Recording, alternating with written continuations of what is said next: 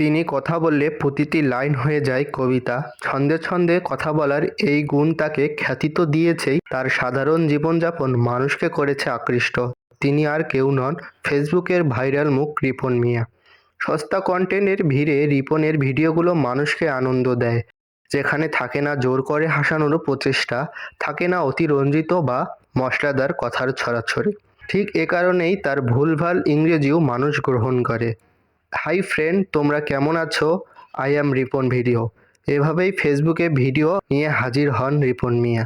কখনো গোসল করতে গিয়ে ভিডিও বানাচ্ছেন, বা কখনো কাজে গিয়ে ভিডিও বানাচ্ছেন। মানুষকে হাসানোর সকল বিষয়ে রিপনের জানা আছে। ফানি কন্টেন্ট বানিয়ে তিনি যে পরিচিতি আর জনপ্রিয়তা পেয়েছেন, অনেক কন্টেন্ট ক্রিয়েটররাও সেটা আয়ত্ত করতে পারেনি। রিপন মিয়া জনপ্রিয়তা পাওয়ার পরেও তার জীবনযাত্রা পরিবর্তন ঘটেনি। একটা সময় দিন এনে দিন খেয়েছেন, পরিবার নিয়ে সীমাহীন কষ্ট করেছেন। করোনার আগ মুহূর্তে সব ঠিকঠাক থাকলেও করোনার সময় সব কাজের মতো রিপনের কাজও বন্ধ ছিল। ৬-৭ মাস কাজ বন্ধ থাকায় রিপনের ঘরে খাবারের সংকট দেখা দেয়। সে সময় এক ভিডিও বার্তায় এমন দৃশ্য দেখিয়েছিলেন তিনি। অবস্থা এমন ছিল যে তখন একটা পিয়নের চাকরি পেলেও তিনি সাদরে গ্রহণ করতেন। তবে এখন দিন বদলে গেছে।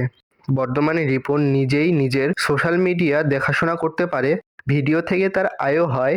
তিনি বিভিন্ন জায়গায় ঘুরে বেড়াচ্ছেন, নানান মানুষের সাথে পরিচিত হচ্ছেন, কিন্তু নিজের বলা ছন্দ ও মানুষকে হাসানো ছেড়ে দেয়নি।